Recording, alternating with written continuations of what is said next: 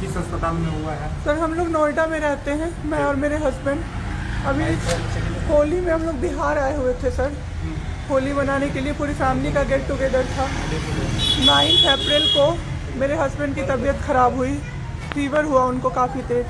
हमने कोरोना का 2-2 3-3 बार टेस्ट करवाया, नेगेटिव आया।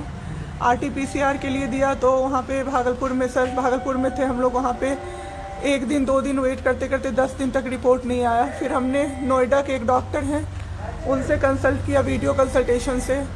उन्होंने बोला कि CT चेस्ट करवाना है। हम लोग भागलपुर गए और CT चेस्ट करवाए तो उसमें उनका इन्फेक्शन आया।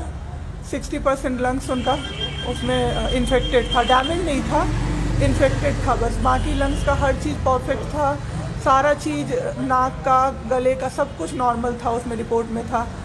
फिर हम लोग नेक्स्ट डे ग्लोकल हॉस्पिटल है भागलपुर में, ग्लोकल हॉस्पिटल लेके आए, वहाँ पे एडमिट कराया हमने ICU में। मेरी मदर की भी तबीयत ख़राब थी, मेरी मम्मी और मेरे हस्बैंड दोनों एक साथ एडमिट हुए। वहाँ पे इतनी लापरवाही हुई उनके साथ, इतनी लापरवाही हुई। डॉक्टर्स आते थे बस विजिट के लिए, 10 मिनट देख के गए। उसके अलावा जितने भी वहाँ पे नर्स थे, कंपाउंडर्स थे, सारे के सारे जल्लाद थे सर। कोई दवाई तक नहीं देना चाहता था पेशेंट। मेरी मदर टचवुड बेटर कंडीशन में थी थोड़ी, मेरे हस्बैंड बोल भी नहीं पा रहे थे उस समय तक। इशारे से पानी का ऐसे ऐसे बताते थे, लेकिन कोई उनको पानी नहीं पिलाता था सर। वो मुझे हार के फ़ोन करते थे कि पानी पिला दो।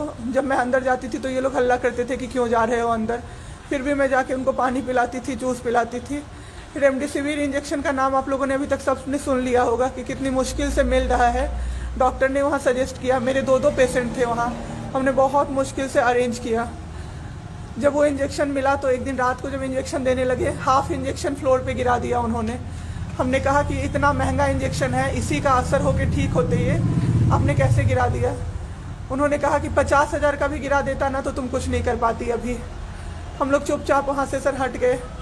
थोड़ी देर बाद वहाँ पे मेरे हस्बैंड को मैंने देखा कि उन्होंने 2-3 बार पॉटी किया था, यूरिन पास किया था, कोई क्लीन करने नहीं आ रहा था सर। 6 घंटे से वो उसी गंदगी पे पड़े हुए थे। उन्होंने मुझे फिर फ़ोन किया, बस फ़ोन कर पाते थे सर, बोल भी नहीं, बस मिस्ड कॉल आती थी, मैं समझ जाती थी कि कुछ परेशानी है उनको।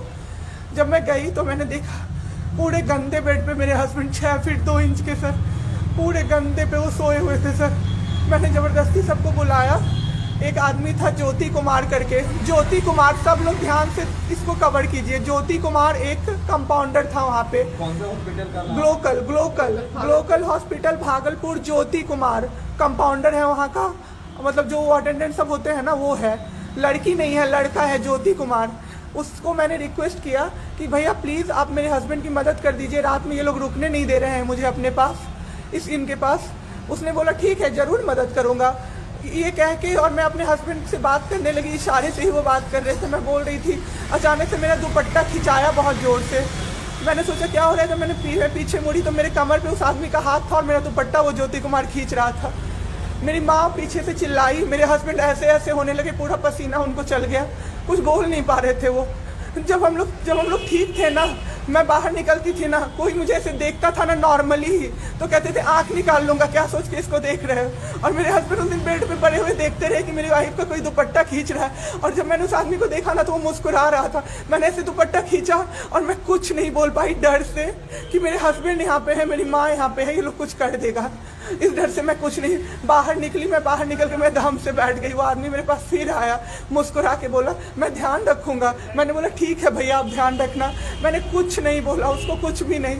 2-3 दिन बाद ऐसे ही कोई सुविधा नहीं, कुछ नहीं। मेरे हस्बैंड की तबीयत उस दिन से बिगड़ी जब रात के 2 बजे में मेरी मदर के बगल वाले बेड पे एक अंकल, मास्क उनका हट गया था और वो अंकल चिल्ला के नर्स को बुला रहे थे और मेरी मम्मी चिल्ला रही थी जल्दी आइए ये मर जाएंगे, जल्दी आइए ये मर जाएंगे। कोई नहीं आया और अंकल ने दम तोड़ दिया।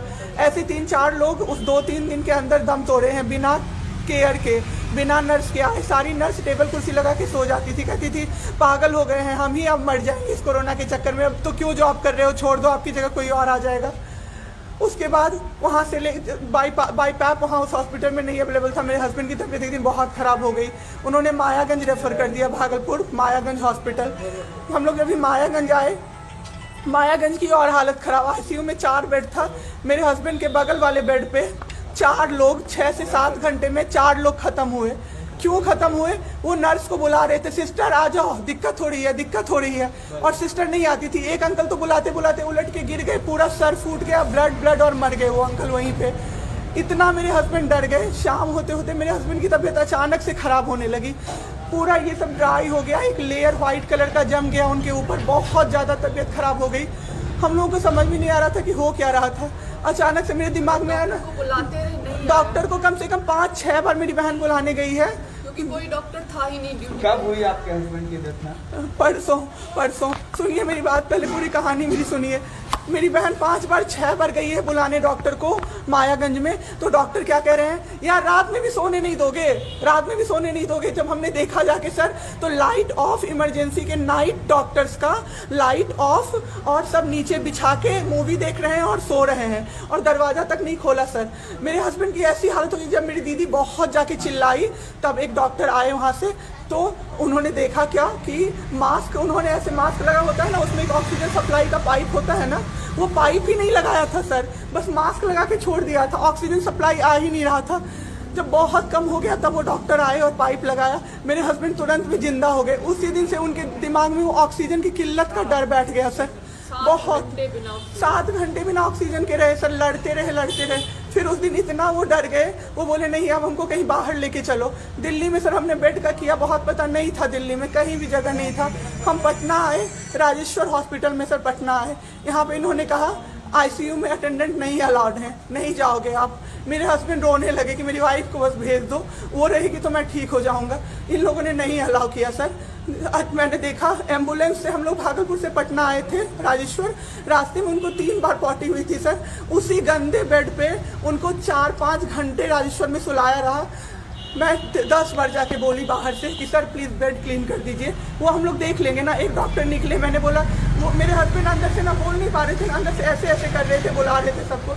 मैंने कहा सर वो बुला रहे हैं किसी को बाहर से, तो एक डॉक्टर मुझे कहता है अरे छोड़िए ना, वो छोड़ा तो ऐसे ही बौखला रहा है जब से आया है। मैं उस समय कुछ नहीं कर पाई सर। उसके बाद उनका ऑक्सीजन लेवल जब 37 हो गया, तब मेरे साथ मेरी दीदी थी, मेरे जीजा जी थे और मेरे जेठ थे। तब मैंने अपने जीजा जी से बोला कि अब मेरे से नहीं रहा होगा, मुझे किसी तरह से अंदर भिजवाइए। तब उन्होंने ज़बरदस्ती मुझे अंदर भेजा और 37 से 74 मैंने कर दिया 10 मिनट में। मेरे बाबू का ऑक्सीजन लेवल मैंने बढ़ा दिया। उसके बाद इन लोगों ने मुझे बोला, मैंने बोला सर अटेंडेंट अलाउड है, सारे के अटेंडेंट बैठे हुए थे। तो एक डॉक्टर ने मुझे बोला अटेंडेंट अलाउड नहीं रहेंगे तो कैसे काम चलेगा, सब तो कोरोना से बीमार पड़ रहे हैं, हम लोग कितना देखें, हम लोग क्या मर जाए खांसते खांसते सबको देख के। बैठिए चुपचाप और देखिए। 15 दिन तक सर एक टेबल पे एक लगातार मैं बैठी हूँ। आज 1 महीना पे मैंने ब्रश किया है सर, 1 महीने पे ब्रश किया है मैंने। बाबू को बहुत ठीक कर दिया, इतना स्ट्रॉ लगा के सर, मास्क के अंदर से स्ट्रॉ लगा के बाबू को मैंने जूस, दाल, रोटी सब कुछ पिलाया सर। इतने ठीक हो गए ना कि जो डॉक्टर फर्स्ट डे बोला था ये बचेगा नहीं, वो डॉक्टर सर 3-4 दिन बाद कहता है टचवुड क्या कर दिया आपने इनके साथ, ये तो एकदम ठीक हो गए, गजब का फाइट दिया आप दोनों ने मिलके। मुझे क्या पता था कि मैं फाइट दे रही हूँ और ये लोग मेरे बाबू को ख़त्म कर देंगे। इतना ऑक्सीजन का किल्लत सर, मेरा बाबू डर गया बहुत ज़्यादा। ऑक्सीजन सिलेंडर देखता था और कहता था हाँ वो ख़त्म हो जाएगा, वो ख़त्म हो जाएगा। मैं कहती थी नहीं ख़त्म होगा बाबू। 1.5 घंटे के लिए सर ऑक्सीजन सप्लाई बंद रहता था। बाद में हमें पता चला ये लोग ब्लैक मार्केटिंग कर रहे हैं अंदर में ऑक्सीजन सिलेंडर का। जो अस्पताल वाले हैं ना, वो ऑक्सीजन सप्लाई बंद कर देते थे ताकि बेचैन होके लोग खरीदें उन्हीं से। हम भी खरीदे सर, मैंने भी खरीदा, क्या करते, हमें भी तो चाहिए था। परसों सर सुबह में हमारे पास एक ही सिलेंडर था, पाइपलाइन बंद हो गया। मेरे हस्बैंड को बाईपैप लगा हुआ था, उनको 2 सिलेंडर से जाना था, एक ही सिलेंडर था। सिलेंडर मांगते मांगते कहीं नहीं मिला सर, मेरे हस्बैंड खत्म हो गए सर। मेरा बाबू चला गया हमको छोड़ के। आपके साथ यहाँ पे भी सर, यहाँ पे राजेश्वर में डॉक्टर अखिलेश गंदे इशारे कर रहा था मुझे सर। चलता था ना तो मुझसे सट के क्रॉस करता था सर, मैं इग्नोर कर देती थी कि मेरा हस्बैंड है यहाँ पे, वरना अगर बाहर होता चप्पल खोल के मैं मारती सर ऐसे इंसान को। वहाँ पे मायागंज हॉस्पिटल में डॉक्टर्स, कोई भी डॉक्टर नहीं आता है, कोई सीनियर डॉक्टर नहीं, जूनियर डॉक्टर नहीं, और पेशेंट की सिर्फ एंट्री कर देते हैं कि फिजियोथेरेपी किया गया। ये बाबू नाक का क्या करते हैं, नेबुलाइज किया गया, 4 बार नेबुलाइज किया गया, कोई चीज नहीं होती है, सिर्फ पेशेंट की एंट्री कर देते हैं। एंट्री सब किया हुआ रहता है कि ये बड़े डॉक्टर आए, ये बड़े डॉक्टर आए, उन्होंने पेशेंट को देखा, नेबुलाइज किया, फिजियोथेरेपी हुआ, पेशेंट को कुछ नहीं, मतलब सीपैप पे पड़ा हुआ पेशेंट, और उसको देखने के लिए 24 घंटे में कोई नर्स नहीं आती है, रूम बंद करके, और सब सोते रहते हैं। दरवाजा ठकठकाइएगा तो चिल्ला के बोलेगी दूर भागो यहाँ से, कोरोना पेशेंट के यहाँ से आई हो, हम लोग अभी रात में नहीं आ सकते। हम लोग क्या मर जाए पेशेंट के लिए? कोई नहीं आता है, कोई नहीं आता है देखने के लिए किसी को। ये लोग पटना में हम लोग तो 26 तारीख को आए पटना। मैम आपके साथ जो ये सब हुआ है, गलत हुआ है, इसकी शिकायत आपने किसी को की है? अभी किसको करे सर? परसों तो मेरा बाबू गया है। परसों शाम अब क्या चाहती हैं सरकार से? क्या अभी सबसे पहले तो मैं चाहती हूँ कि सारे जगह ये सबसे पहले तो मुझे कोई प्लेटफॉर्म मिले जिसपे मैं ये बोल सकूँ टीवी पे जाके, ताकि लोग बचें। अब जिसके साथ जो हो नहीं हो तो सेकेंडरी है। हमारे जैसे जो लोग उसमें पड़े हैं ना, जो ये छोड़ के भूल जाते हैं कि पेशेंट का ख्याल डॉक्टर्स रखेंगे, वो जाके अपने पेशेंट का ख्याल रखें, नहीं तो सब मर जाएंगे सर, सब मर जाएंगे। एक डॉक्टर एक दिन आए राजेश्वर में, कहते हैं अरे ये बेड अभी तक नहीं खाली हुआ है, मतलब ये आदमी अभी तक नहीं मरा है। एक आदमी के बारे में आप सोचो सर जरा सा, आप सोचो सर जरा सा। मेरे हस्बैंड को वेंटिलेटर पे नहीं रखा सर, वो शायद बच जाते। और जब मेरी एक फ्रेंड है डॉक्टर, उसने बात की कि आपने वेंटिलेटर पे क्यों नहीं रखा, तो झूठ कह रहे हैं कि फैमिली वालों ने मना किया। हमें कोई सजेशन नहीं दिया कोई गया कि सजेशन वेंटिलेटर नहीं, पे आप रख सकते हो, कुछ भी नहीं सर। वो बस वेट कर रहे थे कि ये बेड खाली हो। ठीक है।